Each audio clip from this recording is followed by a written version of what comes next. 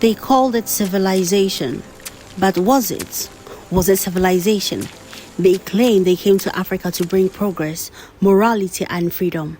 But when the First World War began in 1914, millions of Africans were pulled into European war that they neither started nor understood. They were not recruited as generals, not as heroes, but they were conscripted as carriers, human labor, human transport systems across East, West, Central, and Southern Africa. Ordinary Africans were forced to carry Europe's war on their backs. Farmers, hunters, fishermen, fathers, mothers, young boys, and entire communities were emptied as colonial authorities moved from village to village searching for labor. Some people escaped into forest, bushes to avoid recruitment. Others were captured through colonial chiefs acting under pressure from European administrations. The war in Africa depended heavily on human labor because the terrains were brutal and treacherous. There were thick forests, dangerous swamps, rocky hills, long, dusty roads. In many regions, animals could not survive these tropical diseases. So instead, African bodies became the transport system. Men carried ammunition, food, medical supplies, weapons, military equipment, sometimes for hundreds of miles.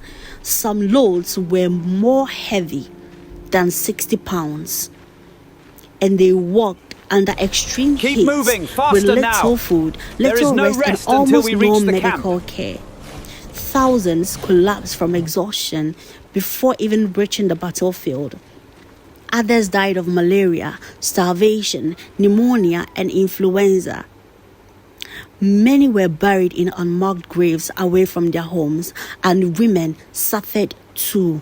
While men were taken away, women were left behind to sustain entire communities alone. They farmed, cooked, fetched water, raised children, and cared for the elderly.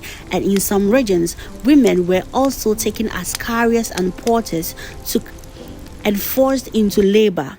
They carried food, water pots, grains, and military supplies while trying to protect their children during these war times.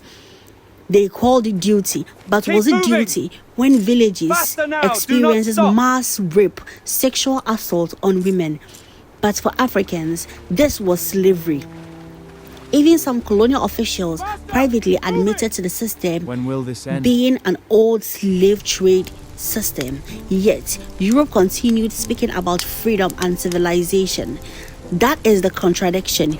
European powers claimed they were fighting for liberty and justice during the First World War, but Africans themselves were denied freedom, denied dignity, denied recognition, and denied humanity.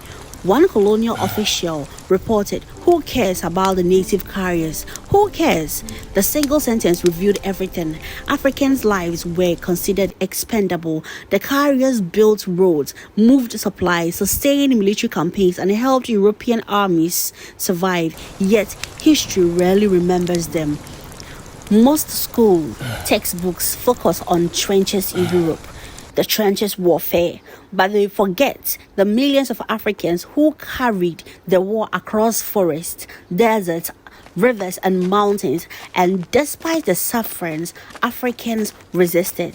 Some fled recruitment parties, some deserted military camps, others organized uprisings against colonial rule. The war exposed the hypocrisy of an empire. It revealed that colonialism was never truly about civilization. It was about extraction of labor, control, and power.